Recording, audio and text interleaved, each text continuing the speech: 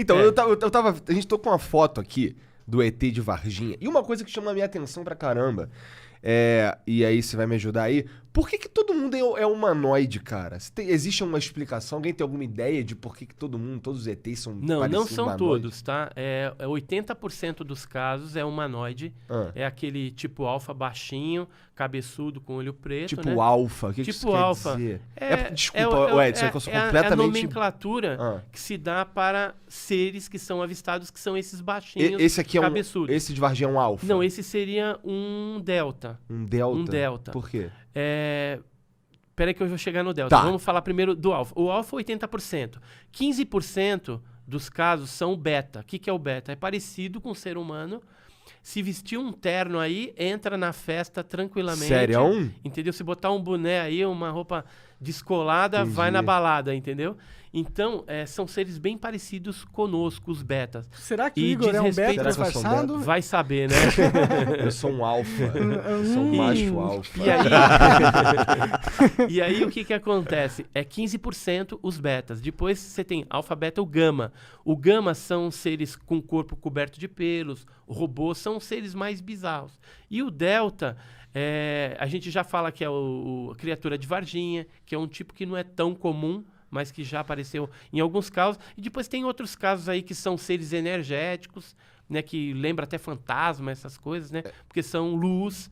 Então, hologramas, também tem alguns casos aí de hologramas. Então, a tipologia de seres ela é bem variada, mas a maior parte é o alfa, tá? No caso Varginha... Mas todo mundo tem duas pernas, dois braços? Tem. Não tem um que tem uns tentáculos? Tem alguns casos assim, mas são bem raros, Esses são aqueles que você falou que são os percentual... diferentões? delta, aí já é pra lá.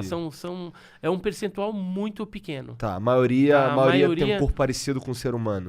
Parecido com o ser humano. Faz sentido ser isso? Os caras serem parecidos com o ser humano? Beta, talvez. O beta teve alguns casos, por exemplo, em Belo Horizonte, que é o caso Sagrada Família, que foi no bairro de Sagrada Família.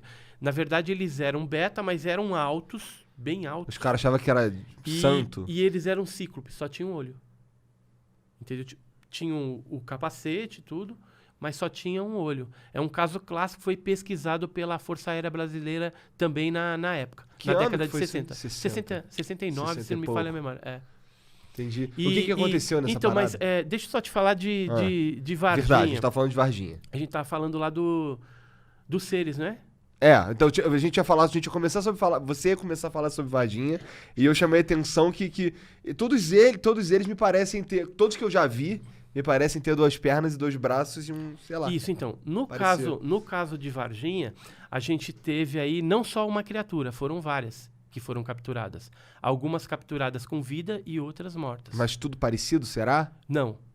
Um era assim, sem ter o corpo coberto de pelos, e outro, ele tinha o corpo coberto de pelos. Então são claramente raças diferentes, sei lá? Não necessariamente, né? A gente até brinca, fala que era o Tony Ramos, né? Que o Tony Ramos, né, tem bastante eu sou peludo cabelo, né? e tal. Então, seja bastante o variável, formato aí Tony Ramos. Dentro da raça Porque humana. os olhos vermelhos da criatura lá de Varginha, dessa peluda, era igual. Os calombinhos também que ele tinha na cabeça também era igual. Só o corpo que era coberto de pelos. Então a gente tem algumas variações. É que nem na raça terrestre, né? Tem um que é mais escuro, outro que é amarelo, outro que é branco, outro que é pele vermelha. Sim. Então tem às vezes dentro de uma mesma nave a observação por conta das testemunhas de criaturas diferenciadas, mas que não necessariamente são de espécies diferentes.